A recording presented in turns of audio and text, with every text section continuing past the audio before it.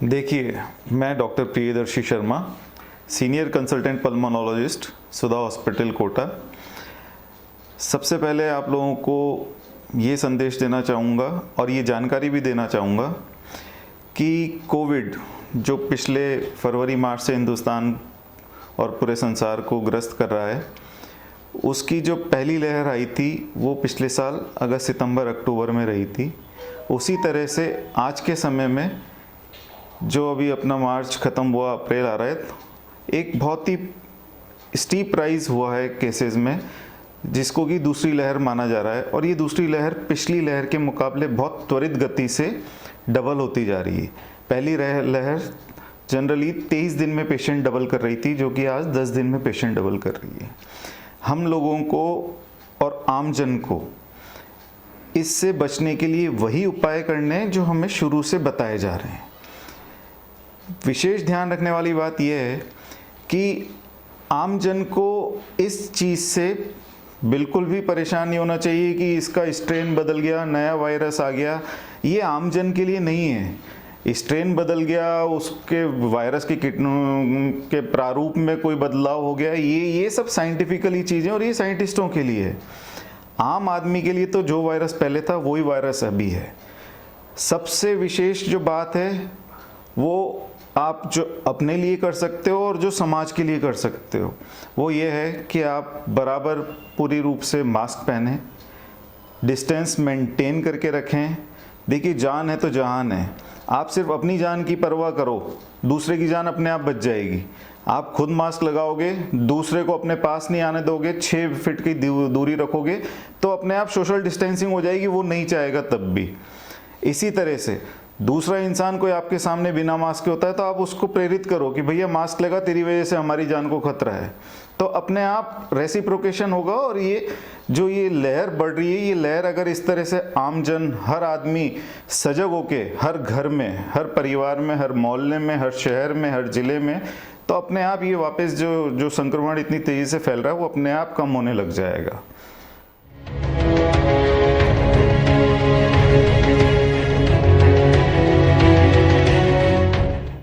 देखिए, एंटीबॉडीज़ बनना शरीर की प्रतिरोधात्मक क्षमता को दर्शाता है। अब कुछ केसेस में क्या होता है कि एक आदमी 4 रोटी खाता है तो पेट भरता है, एक आदमी 2 रोटी खाता है तो ही पेट भर जाता है।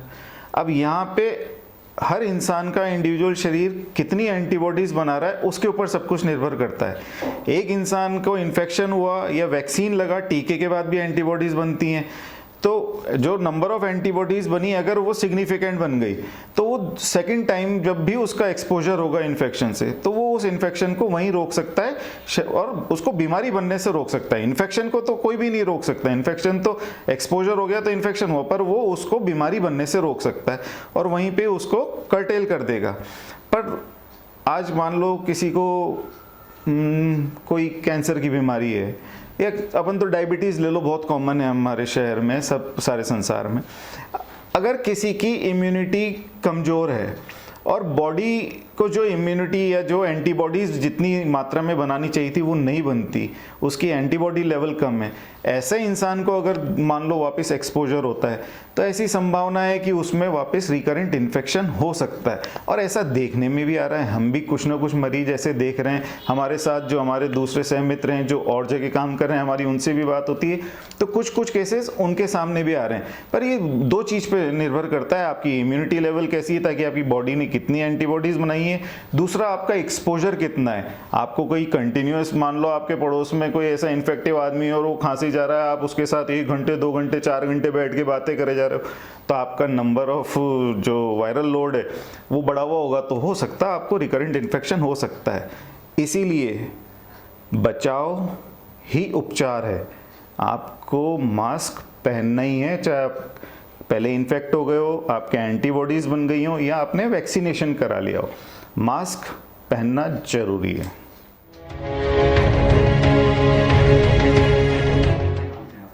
नहीं, शुरू से देखा जाए तो ये वायरस हर उम्र में हो रहा है, बीमारी का कारण बन रहा है।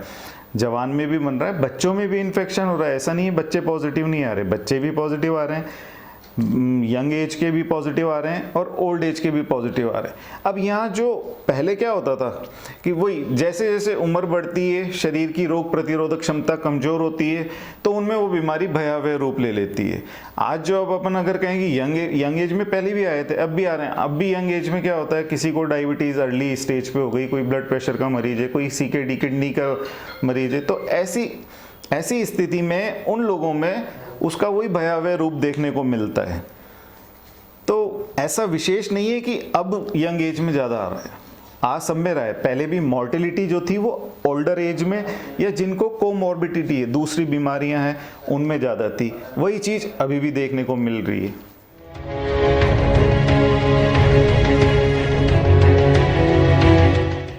देखिए, ऐसा वैसे तो आप लोगों ने साल भर में टीवी पे, सोशल मीडिया पे और बहुत सारी जगह दुनिया भर की चीज़ें इम्यूनिटी बढ़ाने के लिए कहा जाता है, पर सबसे बढ़िया है प्राणवायु ऑक्सीजन होती है। आपको प्राणायाम डेली अपना हैबिट में लाना चाहिए। आपको स्वच्छ और सुंदर तो मत कहो, पर स्वच्छ और सरल भोजन करना चाहिए। हमारे डेली के रूटीन में किचन में कुछ ऐसी उपयोगी चीज़ें हैं जिनके सेवन से हमारे शरीर को तंदुरुस्त रखने में मदद मिलती है, उन चीज़ों का उपयोग करना चाहिए। विटामिन C और जिंक की तो दुनिया भर में खूब बात हो चुकी है, तो वो आप अपनी सुविधा के अनुसार डेली एक दिन छोड़ के एक दिन जैसे भी ले सकें वो लेना चाहिए। सबसे ज़रूरी जो चीज़ है, इम्यूनिटी और सब काम करेंगे आप जितना इन्फेक्शन से बचोगे, जितना मास्क का प्रयोग करोगे, जितना सोशल डिस्टेंसिंग का प्रयोग करोगे।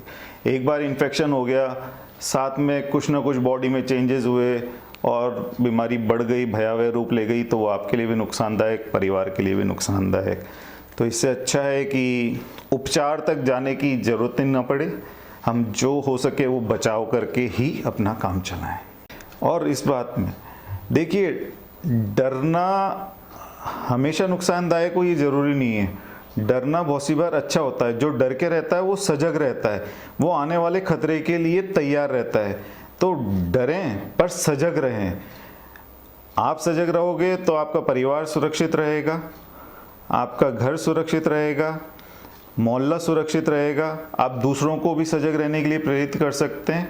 तो डरें नहीं, घबराएं नहीं, सजग रहें और इस बीमारी का डट के मुकाबला करें। सबसे विशेष बात, 2 गज दूरी, मास्क है ज़रूरी, जिससे बहुत सारे काम अपने आप स्वतः ही समाप्त हो जाएंगे।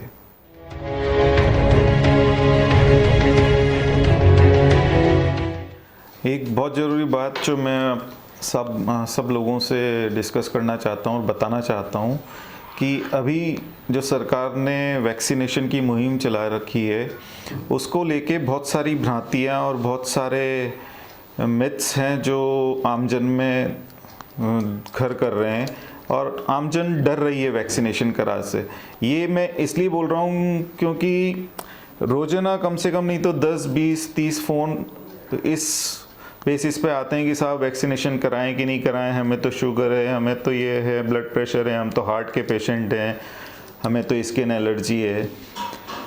तो मैं आप सब लोगों का ध्यान इस तरफ आकर्षित करना चाहूँगा और ये कहना चाहूँगा कि ये जो इसको सिर्फ एक अभियान ना मान के माने एक महासमर चल रहा है वैक्सीनेशन का, और इसमें हर इंसान को, आम जन को, हर आदमी को बढ़ चढ़कर मतलब खुद अपनी इच्छा से आगे जाके वैक्सीनेशन कराना चाहिए।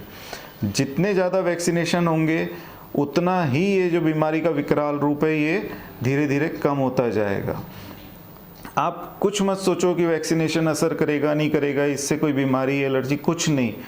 देखिए, लाख में से एक जने को तो जो एलर्जी की गोली होती है उससे भी एलर्जी हो जाती है। तो ऐसे तो अगर उसको ध्यान में रखेंगे तो किसी की एलर्जी की गोली भी नहीं दे पाएंगे किसी को। तो बी कॉम्प्लेक्स से एलर्जी हो जाती है तो वो भी नहीं दे पाएंगे किसी को। तो हर एक इंसान से मेरी गुजारिश है, मेरा आग्रह है कि इस महासमर में बढ़ चढ़कर योगदान करें। आप अपने बड़ों को आग्रह करें कि जाके तुरंत वैक्सीनेशन कराएं। जो गवर्नमेंट का प्रोटोकॉल आता जा रहा है, जैसे अभी 45 के एज के ऊपर, तो आपके घर में जो भी 45 से ऊपर के हो आप उनको तुरंत प्रेरित करें कि आप जाएं और वैक्सीनेशन कराएं। वैक्सीनेशन का सबसे बड़ा फ़ायदा, अगर कुछ ना भी हुआ तो आप मत ध्यान दो वैक्सीन एफिशिएंट है कि नहीं है, काम करेगी नहीं करेगी, पर इतना मैं आपको बता देता हूँ, वैक्सीन लगाने के बाद अगर किसी को इन्फेक्शन भी हुआ तो जो इन्फेक्शन भयानक रूप में होना चाहिए वो उसको मिनिमम पे ला देगा। हो सकता है आप सिर्फ एसिम्प्टोमेटिक इन्फेक्शन होके रह जाए, आपको हो सकता है आपको माइल्ड इन्फेक्शन होके रह जाए, आपकी जान को खतरा कम से कम हो जाएगा। तो मेरा सबसे पुनः आग्रह है कि बढ़ चढ़कर इस वैक्सीनेशन महाअभियान में अपना योगदान दें और घर के बुजुर्ग लोगों को, 45 वर्ष से ज़्यादा के लोगों को, जैसे जैसे गवर्नमेंट का प्रोटोकॉल आता जाए सब जने वैक्सीनेशन कराएं।